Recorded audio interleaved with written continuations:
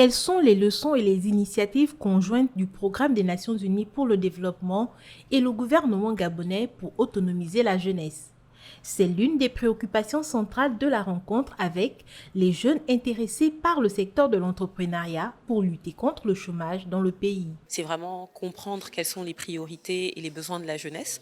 Je pense que dans cette phase de transition, il est important de pouvoir répondre à leurs besoins, comprendre quels sont les appuis que nous pouvons apporter pour soutenir l'entrepreneuriat, pour soutenir la participation des jeunes. Encadrer, éduquer et sensibiliser les jeunes afin de les amener à saisir les opportunités qui pourront leur permettre de mettre sur pied des entreprises prospères. Telle était l'orientation au centre des échanges. Cet échange a été très intéressant aujourd'hui avec les jeunes et que l'objet, c'était plutôt de les écouter à travers la Banque de l'entrepreneuriat des jeunes sur les questions d'autonomisation et puis le président qui a sensibilisé les jeunes en leur demandant de pouvoir se mobiliser. C'est des expériences sur lesquelles on va pouvoir s'appuyer pour pouvoir innover, pour que les besoins réels des jeunes entrepreneurs correspondent justement à la vision du chef de l'État.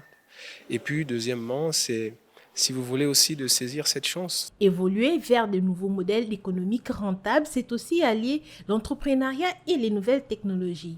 Inciter les jeunes à être des entrepreneurs, c'est également favoriser un climat adapté au développement de leurs projets d'entreprise. Ce qu'on a voulu montrer, c'est que cette nouvelle banque qui doit se mettre en place ne doit pas tout simplement être une banque comme une autre, mais c'est également une banque qui va pouvoir accompagner le jeune entrepreneur. Donc ça ne va pas tout simplement être une banque comme on a l'habitude de le voir, mais ça va être une banque avec deux branches, une branche pour financer et une branche pour pouvoir accompagner. Les experts ont par ailleurs demandé aux jeunes de relayer le message et de se tourner vers des projets porteurs sans oublier de se former. Ils pourront ainsi bien tirer profit des financements dont ils vont bénéficier pour le bon fonctionnement de leurs entreprises.